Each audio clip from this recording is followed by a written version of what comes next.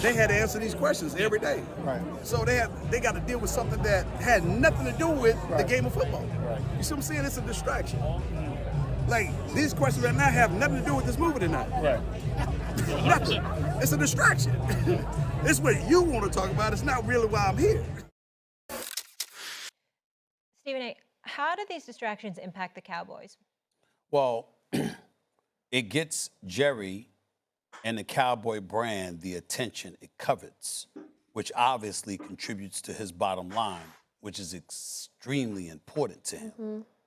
But whether he knows it or not, it's eroding the brand as it pertains to the respect it once garnered, because he's become synonymous with the brand, and people's respect for Jerry Jones is dissipating before his very eyes. He is, if you listen to him speak and some of the things that he said, I have affection for the man. You know, the conversations that I have with him, I got a lot of love for Jerry Jones. But some of the things that have come out of his mouth over the last year or so, I found myself, I literally said this on this show. I looked at him and I looked at Joe Biden. I mean, when Joe Biden was losing, I said, what's wrong with Jerry? Literally, they quoted me on 105.3 in Dallas. I was like, I'm worried about the man. I really was, because some of the stuff that he was saying made no sense whatsoever. When you go back and listen to the quotes about Derrick Henry and others, and you're like, what are you talking about? It makes no sense.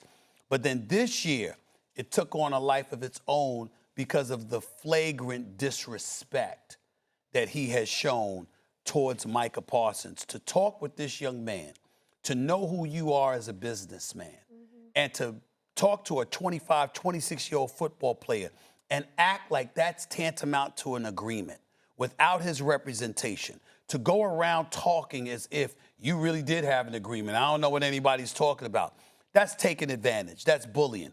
And Micah Parsons by David Mulligata, I mean, this is one of the best agents in football, and to act like you've negotiated something when you haven't even talked to that man is really, really alarming. And then to go out there with Emmitt Smith, and Michael Irvin are like, yo, this is not good.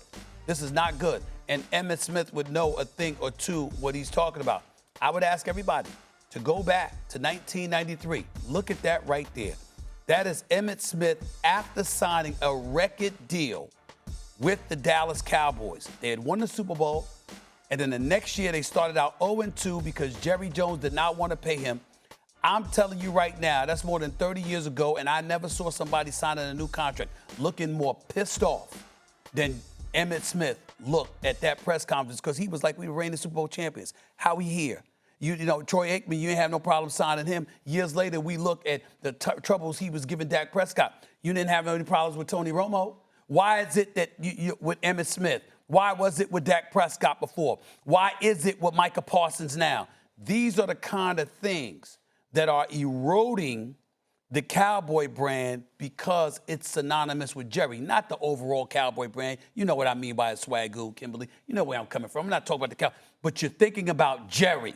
When you think about Jerry and what Jerry is doing, he is staining the very brand he loves, that he delivered 3 championships to, that he prides himself on upholding. He's actually going against himself and his own interest in the grand scheme of things. And it's very, very alarming to see.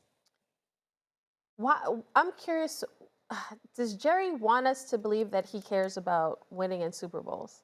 Because it's clear that he is putting the need for controversy and the distractions, he's creating the distractions. And that's what I don't understand, because when we picked on George Pickens a few weeks ago when he said the Cowboys are synonymous with Super Bowls. And we looked and we said, since when? How long has it been since they've won a Super Bowl? Was George Pickens even alive the last time they won Super Bowls? I just wish Jerry would focus on the football aspect, because there's so many good players on this roster. They draft well. This is an organization that drafts well. If they figure out how to improve around the margins, get some running backs, improve the interior of the defensive line, like run the football more. Like, there are actual things we should be talking about. And for Jerry to sit there and bring up the controversies, and for Emmitt to say, why are you questioning us about this? That's a distraction. Emmitt, it's the owner. It's the owner who is creating all of this. And I don't understand why Jerry wants us to think that it's about Super Bowls, because it's not. And we probably should talk less about the Cowboys' chances of winning, because the Cowboys, look at this, look at 29 seasons. And Jerry acts as though his team makes the NFC Championship and the Super Bowl every single year. And it's just it's so far from the truth. We don't have to try to guess on if the Cowboys have been trying to win Super Bowls. They have not, because the examples are all over the place. One of the examples is in your own damn division. Who's been the two in the last 5 years based on moves that they've been made? Stephen A., I saw something where I think the cap hit for 3 of Philly's superstars is the single cap hit for Dak Prescott in Dallas. That number is the same for 3 guys that they have in Philly who just won a Super Bowl last year, who went to the Super Bowl two or 3 years ago. They have 3 guys with the same cap hit that one guy for the Dallas Cowboys have in Dak Prescott, and haven't been to a NFC championship, let alone a Super Bowl, in 29 years. Let's get that out the way. But my mind harkens to, what about the coaches? Like, how do they do their damn job, knowing that this is going to be the situation that they're going to be in, and the climate and the culture that they're going to be in? Stephen A., you and I and Molly, we sat on the show years ago when the Dallas Cowboys hired Mike McCarthy. And it was breaking news. Y'all know how we do it. Breaking news. And the question that I posed in all of the midst of that excitement was, can he do his job? Is he going to be able to do his job? Is the coach for the Dallas Cowboys going to be able to do his job? Here's Brian Schottenheimer. All right, let's go to the next one. We had Bill Parcells, we had Wade Phillips, we had Jason Garrett, we had Mike McCarthy, and now we own Brian Schottenheimer. Is he going to be able to do his job? And Jerry just gave you the answer.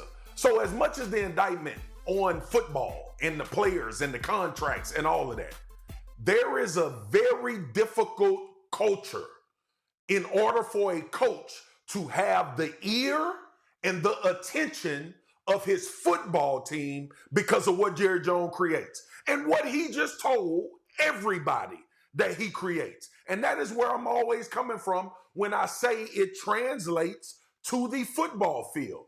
You are never the synonymous person that these players, as the head coach of the Dallas Cowboys, are looking to figure out what's the direction of this franchise and organization when it comes to winning. That's the owner. And as long as that's the owner, there will be no Super Bowls. There will be no championships until that locker room and that coaching staff can do football and Jerry handles marketing. Let me say but this. no, it's all intertwined, and that's the problem. Let me say this. When we saw the footage of Michael Irvin talking on the blue carpet, okay? When we saw Michael Irvin, other than the fact that this man desperately needs a haircut, a new hairdo, okay? Because Michael Irvin, that's my brother. I love him to death. I can say that to him. He knows that. Man, get a new haircut, okay? Seriously. In all seriousness, this man was saying what he said, standing right next to and hugging Jerry Jones. Like, he needs to get this, you need to get this done. You understand what I'm saying? Because he has that kind of relationship. He could say that, of course. But you know, what's alarming is that you're Jerry Jones, and there's so much that we don't know that he's done for so many former players and present players. I mean, I'm at the Dallas facility last year, and he got brothers all over the place he's taking care of. I mean, the man, listen, Jerry can be stubborn as hell, that old Southern dude, but he's a good man, okay? But he's hard-headed. He's hard-headed and he's stubborn, and you got guys in his face that he loves, that he values, looking him in his face and telling him, you need to do this. And it's almost like he doubles down no matter what. I'm going to go against the people that I love and care for and what have you and what they're telling me. I'm going to go against everybody and prove them all wrong. But you haven't done so in 30 years, and he's still going. It's like there's nothing inside of you over the last 30 years that says, I might need to change up and do something a little bit different because I'm not getting the results that I want. Why would you change it up when you're the most valuable franchise? Because if you're trying to win. But Marcus has already said, we talked about they're really not. Winning. the contest he's trying to win. And well, again, when he comes out and he says, I don't give a damn about championships, I just want to make this money and be popular, fine. But as long as he is telling us that he's trying to win, then we're looking at him and saying, you're not doing it. It's 30 plus years. You haven't done it, and you're still not listening. I'm telling him. Because people see, I can talk to Jerry, but I've told him, yo, man, it ain't working. What you doing? You want to listen. Marcus, I'll give you the final word. Stephen A., you're absolutely right. You're absolutely right, Stephen A. You know what my issue has been and what my issue is? It's the collateral damage of everybody else that's not billionaires. It's the volatility within this organization that literally cost a lot of people their jobs because it's not being ran the right way. And again, you got this collective group of people that's like the core of the Cowboys that's going to be there, and they going to have each other's back, and they going to talk.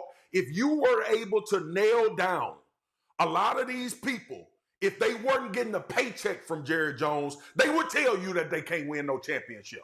They would say that publicly. But we all know you have to go and you got to take care of your family. You got to provide. You got to do all of that. It's the volatility and the collateral damage from the people that aren't allowed to make decisions. By the way, stop. And the head coach definitely. Stop. I just thought about something. We need to go to break. You're right. What if Dak Prescott spoke up? Would that matter? Yeah.